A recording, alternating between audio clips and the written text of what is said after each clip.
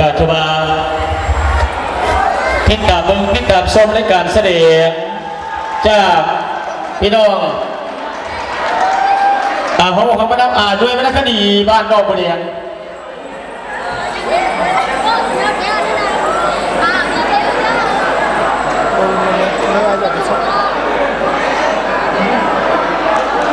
เนื้อใดที่ใจกายังบ่ละเอียดที่เราเนาะแล้วก็ขอสุขภัยช่วงนี้ก็จะว่าเป็นช่วงต้อนรับบุญปีใหม่เรือบุญกิจเจียงพี่น้องพะมงโดยเฉพาะกับพี่น้องทั้งหนองบัวแดงและกับพี่น้องทั้งบ้านดอนพาดเนาะการที่ว่าวันนี้การที่โอกาสเป็นวันสิริมงคลเป็นวันสุขสันต์ปฏิบัติมหามงคลอีกปีมาชันเกี่ยวพ่อมันก็เสียไปแล้ว